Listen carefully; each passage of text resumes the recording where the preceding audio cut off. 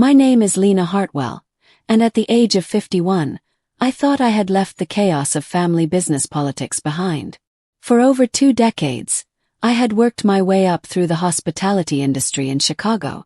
From cleaning guest rooms as an intern to becoming regional director for a leading hotel brand, I had built a life defined by results, not relationships.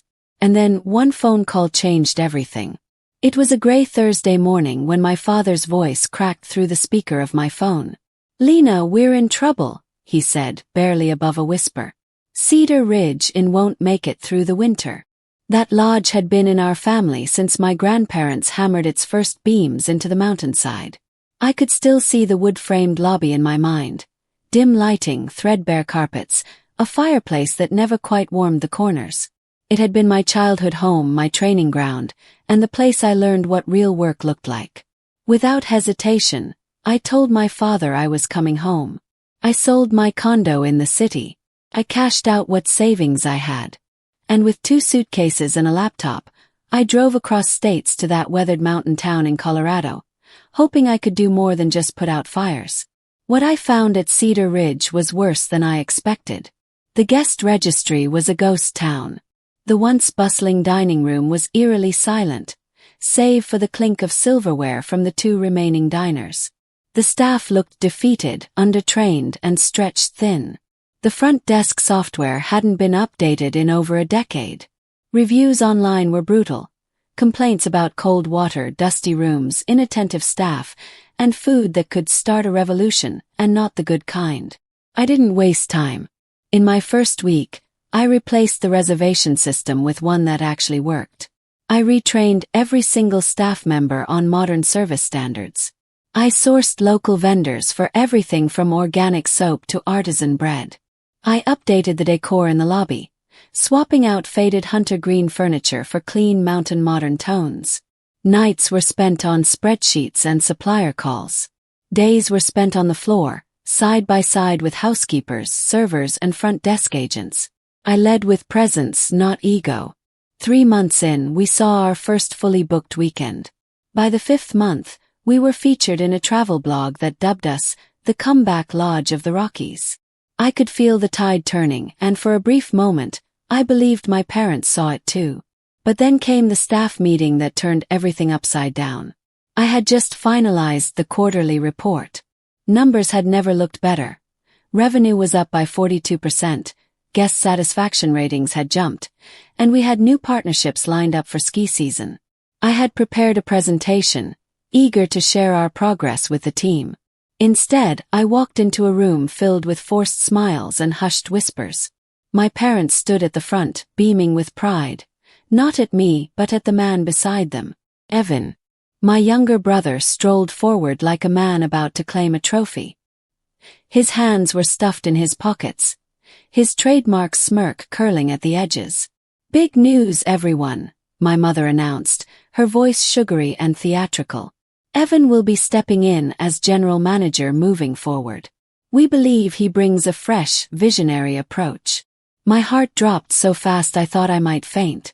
I blinked, certain I had misheard. I had given up everything. My career, my home, my savings. I had rebuilt their crumbling legacy from the ground up. And yet, here I was, brushed aside in favor of a man who had never spent more than 6 consecutive weeks employed in his life. The applause from the staff was hesitant. Delia Moore, our head housekeeper, looked at me with wide, bewildered eyes. Sophia Lynn, our front desk manager, shot me a glance of quiet solidarity. They knew. Everyone knew. After the meeting, I cornered my parents in the office. "What the hell was that?" I asked, barely containing my fury. My mother waved her hand dismissively, as if I were asking why the sky was blue. "Lena, sweetheart, Evan has natural leadership," she said gently, like she was explaining something obvious to a child. "You're brilliant, yes, but you're very detail-oriented. Sometimes leadership requires vision, not just execution." I turned to my father, hoping he'd intervene. He stared into his coffee mug like it held a portal to another world. Evan sauntered in behind me, clapping me on the back. "Hey sis, don't take it personally. I mean, someone's got to be the big picture guy. I didn't respond. Couldn't. Every cell in my body wanted to scream. That night, I sat alone on the balcony of my guest room, watching the wind scatter pine needles across the empty parking lot.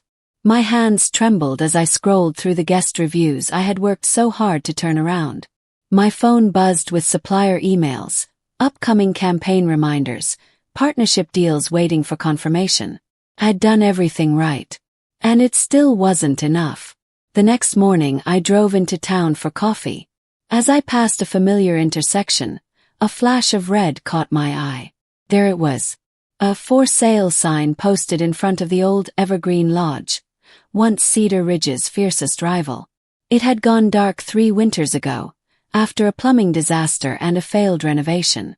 Most people had written it off as a lost cause. Pulled into the lot. The building was tired but sturdy, the bones still strong. The view was breathtaking. Direct line of sight to the slopes, a wider deck than Cedar Ridge, and a natural hot spring just beyond the treeline. My heart pounded. Ideas flooded in. Spa retreat packages, ski and stay bundles, partnerships with Denver influencers. This wasn't just a building. This was my way out. This was my chance to build something no one could take from me. I sat there for over an hour, staring at the crooked shingles and boarded-up windows, picturing every possibility. And when I finally pulled out my phone and dialed a realtor, my hands no longer trembled. They were steady, focused, ready. I signed the initial papers for the Evergreen Lodge 3 days later. My realtor, a sharp woman named Eliza with a brisk tone and a no-nonsense attitude, warned me about the scale of the project. "You're not just buying a fixer-upper," she said flatly as we walked through the shell of the building. "You're buying a ghost with plumbing problems."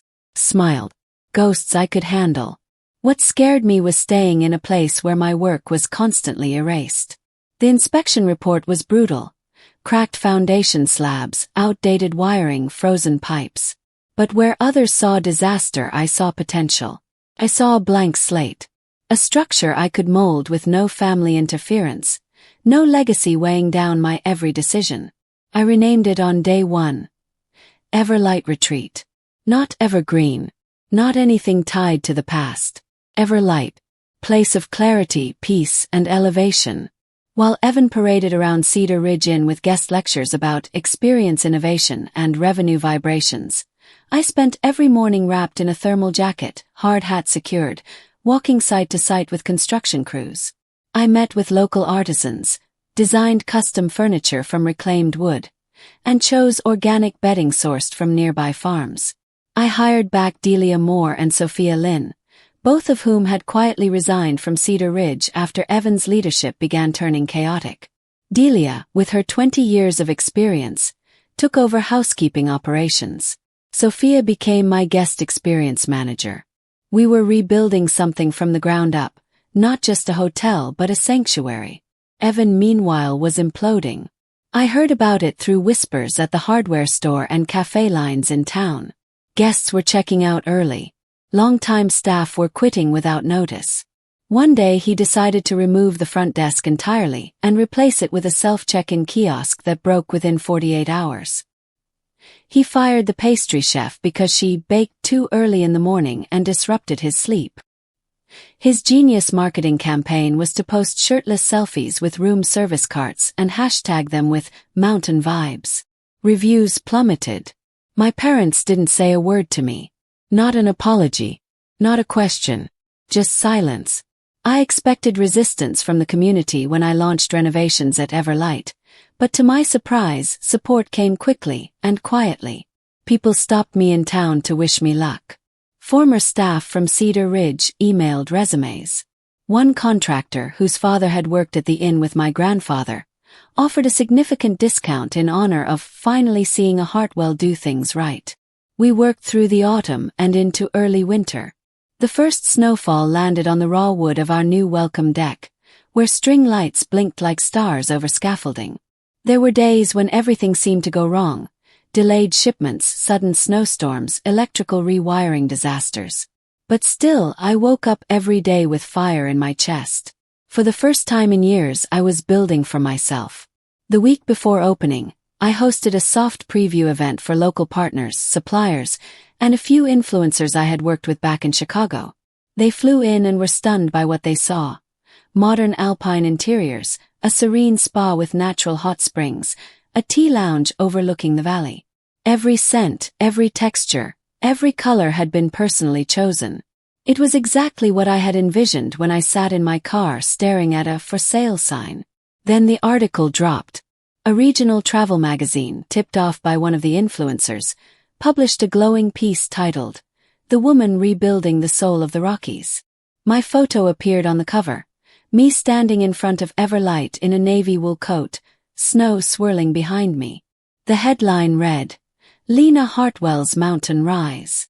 Back at Cedar Ridge, Evan was photographed screaming at a staff member in the parking lot the same morning the article went live. Someone posted a video. It went semi-viral in town. That afternoon, I received a text from my mother. "Can we talk?" I stared at the screen. My thumb hovered over the keyboard. I almost replied, almost gave in to the part of me that still hoped they would finally say what I had needed to hear for years. Instead, I muted the conversation and returned to the lobby where Sophia was arranging floral displays and Delia was giving a new hire a tour. "This is your new home," Delia told the young woman with pride. "We do things right here." Opening day arrived on a sunlit Saturday morning.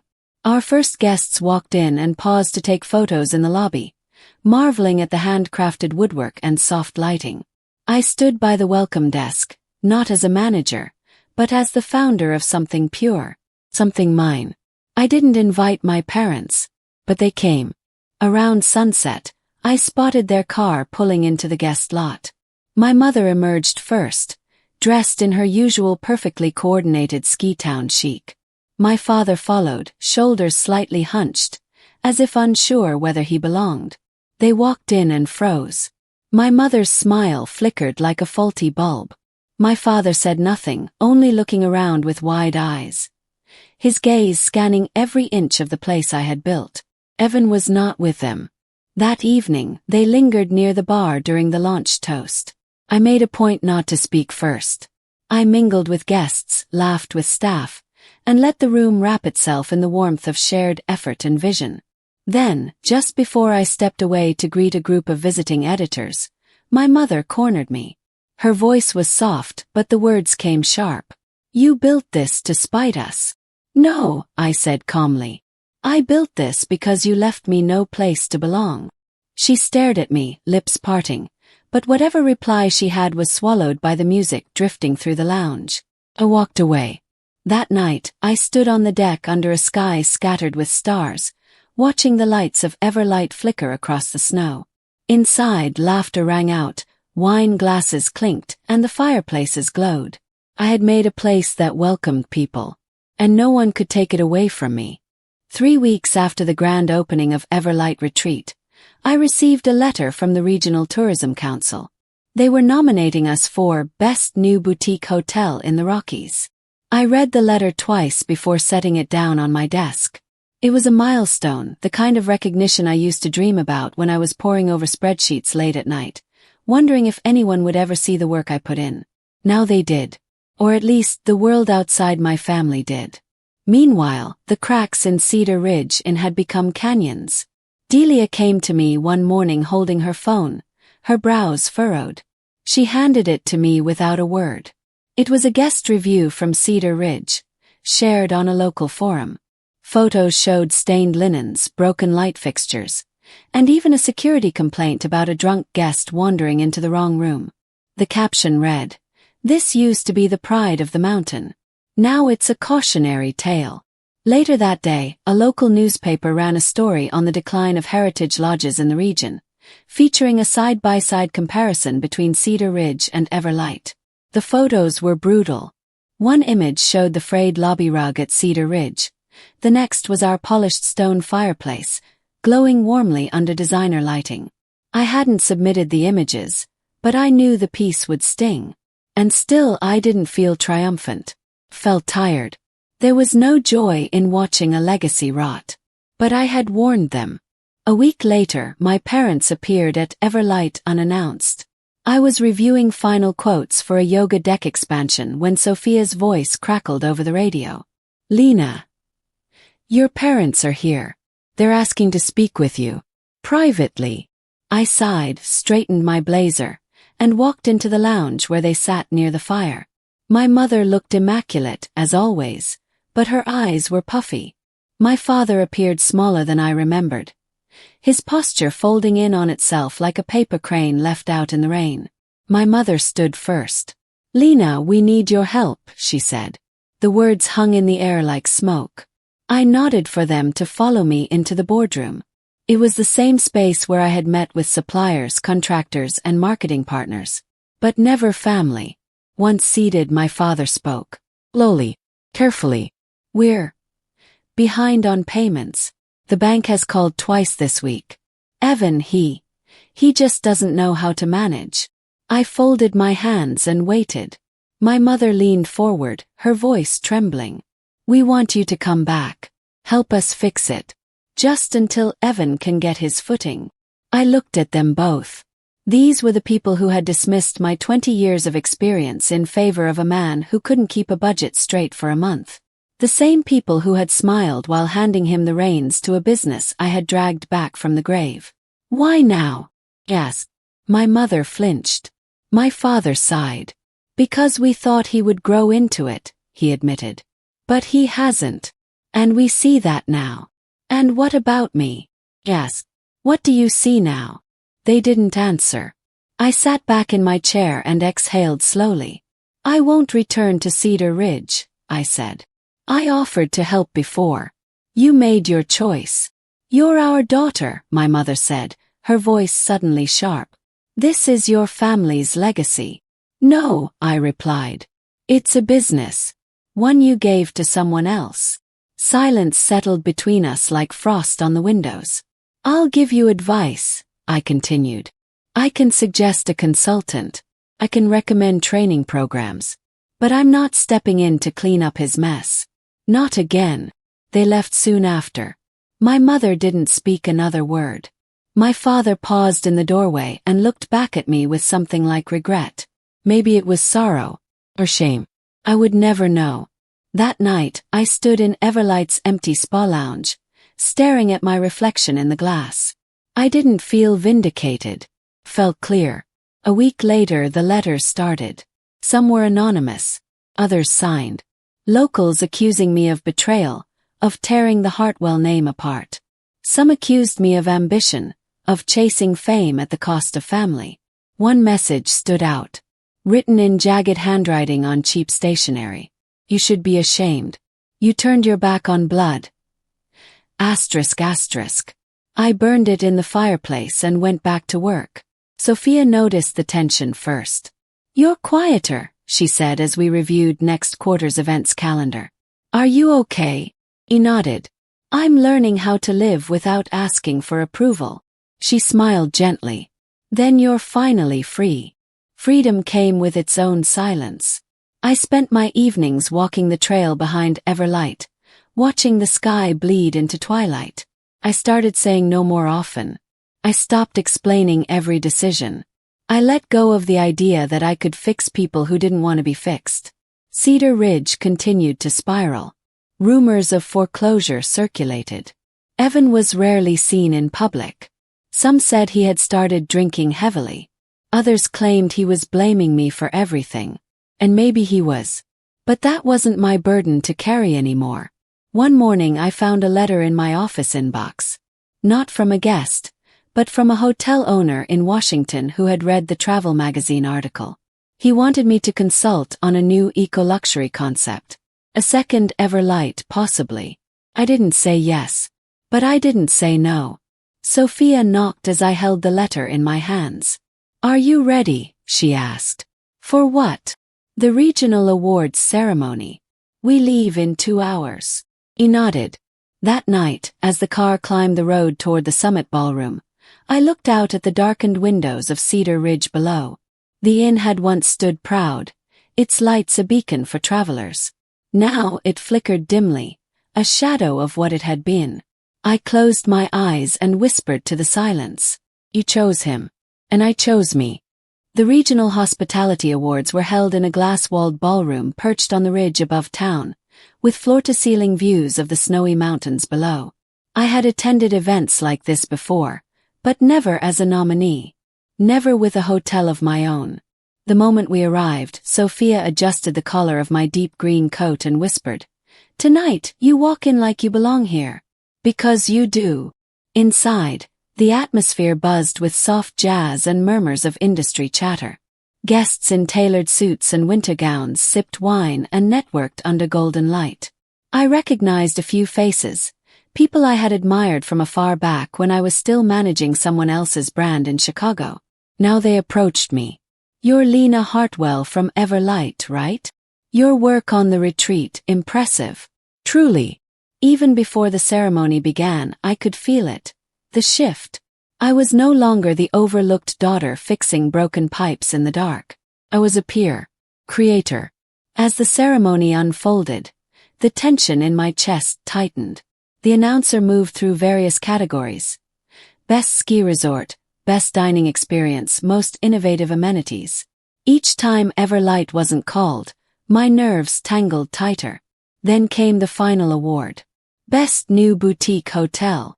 The presenter, a silver-haired woman with a commanding voice, stepped up to the mic. "This year, we honor not only design and innovation but a story of perseverance and vision. The award for Best New Boutique Hotel goes to Everlight Retreat." The applause was immediate, loud, earnest. I stood still for a second, frozen in the moment. Sophia nudged me with a grin that reached her eyes. As I walked to the stage, I saw them. My parents. They were seated near the back of the room, half hidden behind a column. My mother's lips were pressed together so tightly they'd turned pale. My father gave a small nod, subtle, almost imperceptible. But I saw it. On stage, I accepted the award from the presenter, her hand warm and firm in mine. "Would you like to say a few words?" she asked. I took the mic and looked out over the sea of faces. Guests, colleagues, competitors. My voice was steady as I spoke. "Thank you." Everlight was born from a belief that hospitality should feel like coming home, even if the place is brand new. This retreat was built by a team of people who believed in something better. They showed up every day with skill, compassion, and relentless effort. I share this with them. Always. Polite applause followed, but what I felt most wasn't the sound. It was the silence from the back of the room. They heard every word. After the ceremony, I joined Sophia and the team in the hotel bar adjacent to the ballroom. We laughed, toasted with champagne, and passed the trophy around like a precious artifact. It was ours, earned, not given. My parents didn't approach me. They stayed seated until the room had mostly cleared, then slipped out like shadows fading at sunrise. And that was fine. This moment wasn't theirs. It was mine. The next morning, I woke up earlier than usual. The award stood on my bedside table, catching the first light filtering through the curtains. For a moment I just stared at it. Then I got up, dressed, and walked to the lobby of Everlight as I did every day. Guests were already gathering by the fireplace with fresh coffee and plans for the slopes. Sophia handed a couple their itinerary. Delia chatted with a group of women planning spa treatments. Everything was in motion. Live. I stepped out onto the deck and looked down the mountain. Snow covered the town like a soft blanket, erasing the lines between buildings and roofs, blending everything into one quiet canvas. Cedar Ridge stood among them, lights dim, shutters closed on several rooms. I wondered if Evan had even read the article that had come out the morning after the awards ceremony. The travel magazine had included a feature on Everlight, naming it a blueprint for modern alpine luxury. A sidebar listed struggling legacy hotels in the area. Cedar Ridge was listed first. I had said nothing to the reporter. They drew their own conclusions. The truth didn't need my voice to be seen. Later that week, I found an envelope at the front desk with no return address. Inside was a simple note, handwritten in careful script. "I should have trusted you. I see that now. Dad ****. I stared at it for a long time, unsure whether I felt relief or frustration. Maybe both. It wasn't a full apology, but it was something. More than I ever expected. I folded the note and tucked it away. Not as a keepsake but as a reminder. A reminder that some validation comes too late to matter. As the season moved on, Everlight flourished. We began receiving inquiries from travel agencies, television segments, even a documentary filmmaker interested in the story of how it came to be. Our occupancy rates soared. Guests returned, brought friends, and left glowing reviews. Delia started mentoring younger housekeepers. Sophia proposed a loyalty program that doubled bookings in under a month. We weren't just a team anymore. We were a family. One built not on blood but belief. And I no longer woke up wondering if I was enough. I had built something beautiful on the other side of the mountain. Spring crept into the mountains slowly, its signs subtle. A gentler wind, snowmelt whispering down the rocks, green buds forming on frostbitten branches. At Everlight, we prepared for our first warm season events. Weddings, retreats, forest-to-table dinners. Every room was booked weeks in advance. We had waiting lists, press inquiries, partnerships with luxury travel brands. We were no longer just the newcomer. We were setting the standard. But change in the valley was never quiet. Word spread that Cedar Ridge Inn had missed another mortgage payment. Guests were canceling reservations. Rumors suggested the inn was months, maybe weeks, from closing permanently. And Evan, he was nowhere to be seen. I had no intention of interfering. That chapter was closed.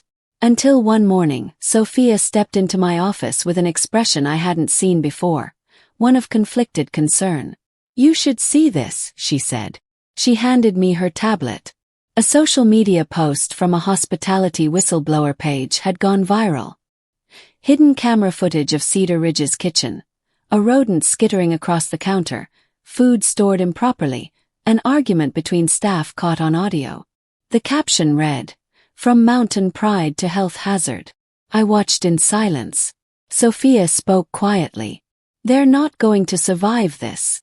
Later that afternoon, I stood on the edge of Everlight's garden terrace watching the clouds roll in. For the first time in a long time I felt something unexpected. Pity. Not for Evan. Not even for my parents. For the place itself.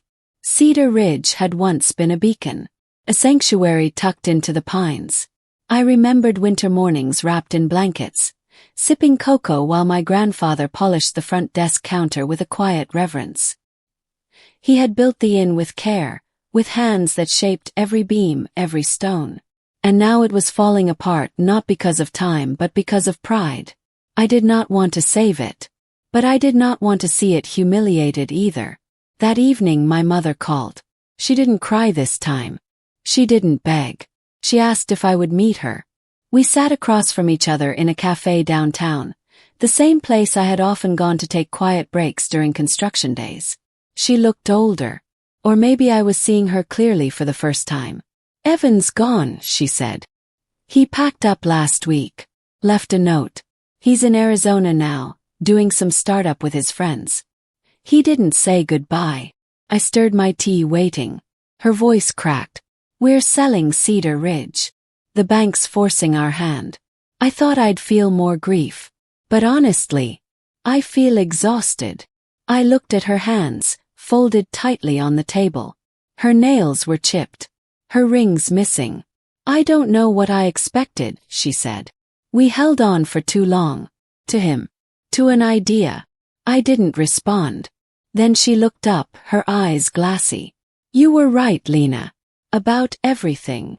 There it was. Not loud. Not public. But real. "I don't want you to fix it," she continued. "It's too late for that. But I want you to know, I see what you've done. And I'm proud. I wish I'd told you sooner."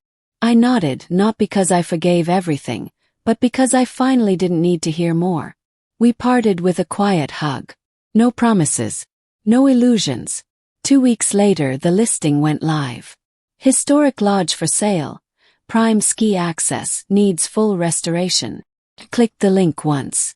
Then I closed the browser. Everlight surged ahead. Our summer lineup sold out.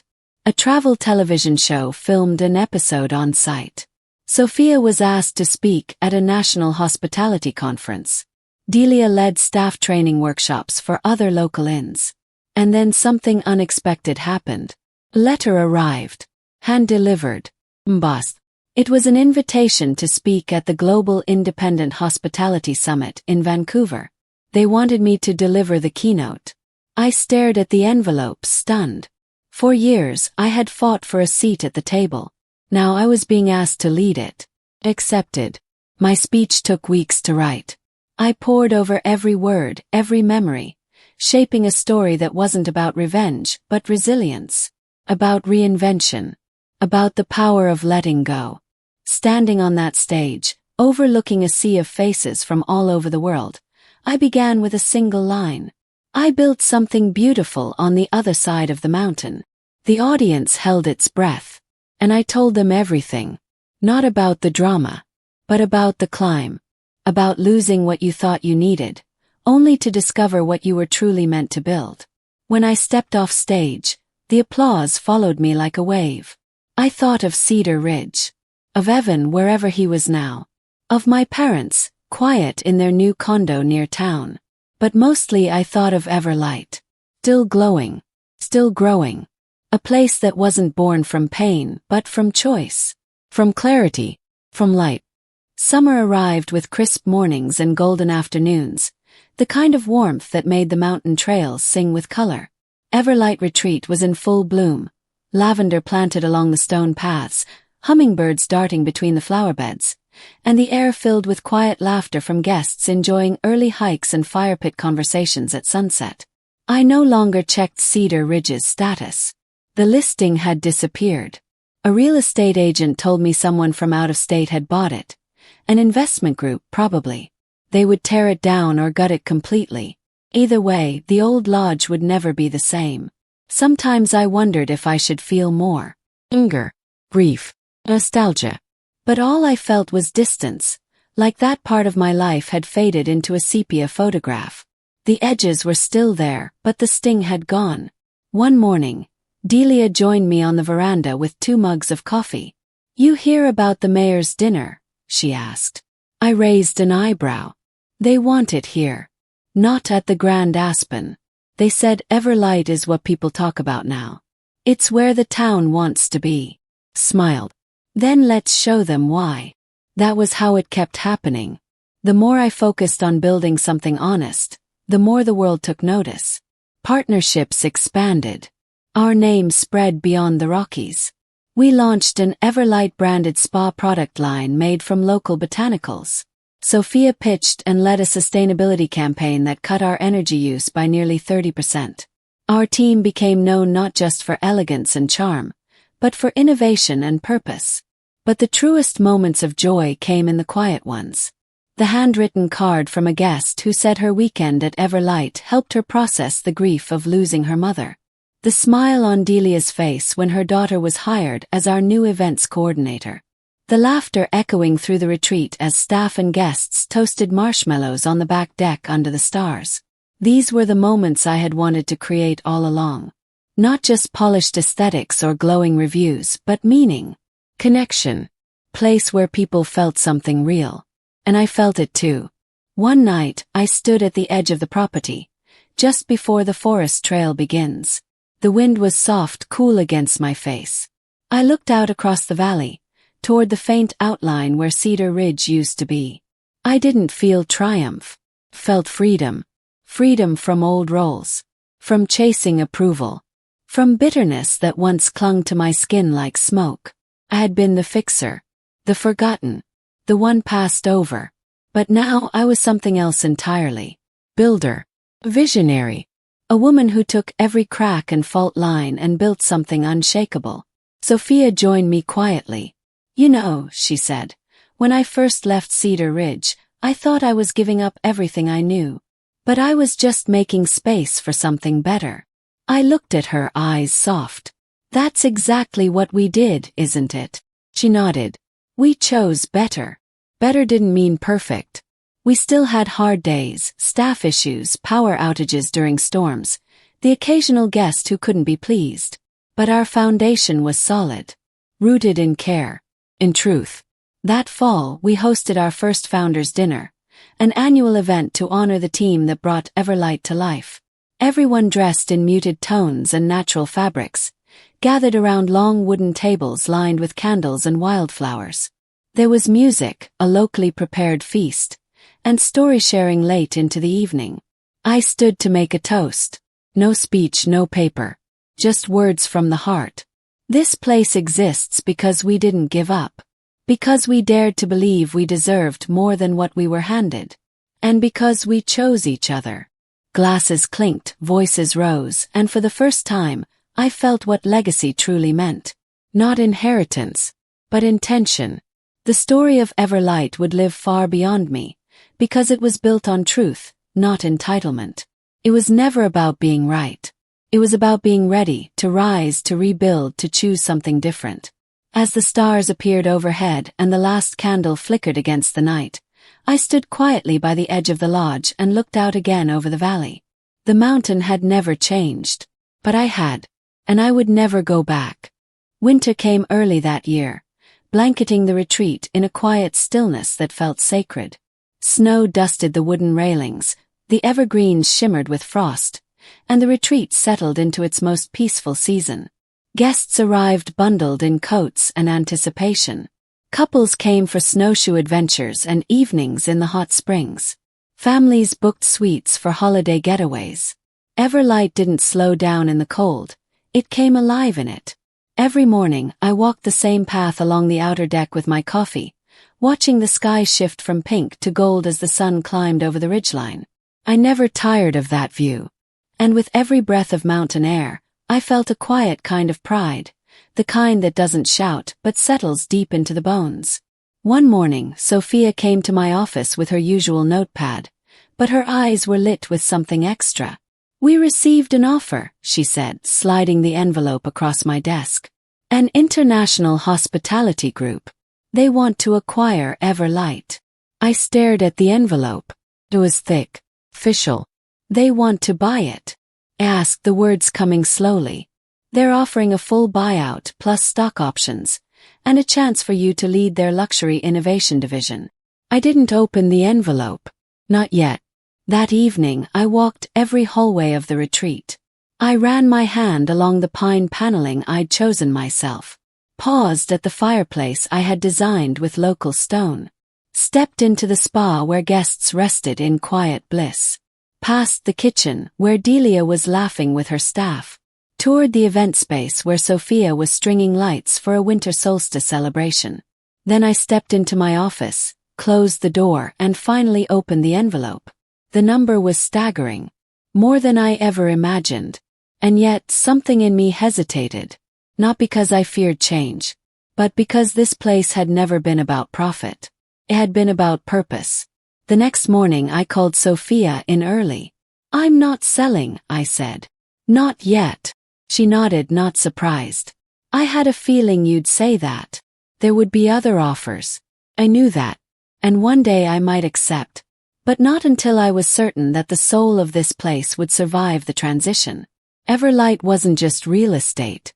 It was a story, turning point, a map of every moment I had once felt small, erased, dismissed, and turned it into something lasting. That winter, something unexpected happened. A woman checked into the retreat under a name I hadn't seen in years. Harriet Granger, my old supervisor from Chicago.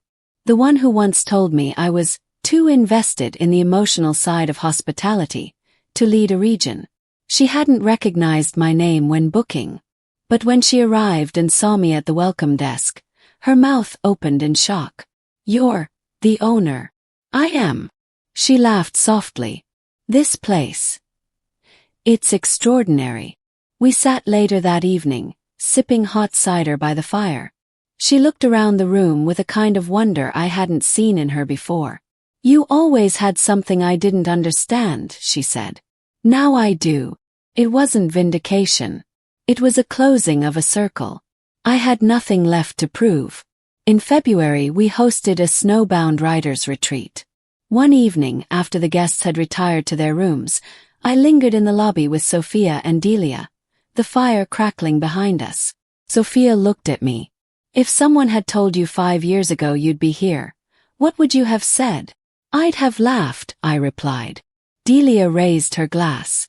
To building something beautiful with your own 2 hands. We clinked our glasses. Later that night, as I walked the darkened hallways of Everlight, I stopped outside one of the rooms and listened. Inside, a mother read softly to her child. Downstairs, I heard the faint hum of jazz, and in the spa wing, soft laughter echoed against the tiled walls. This was home now.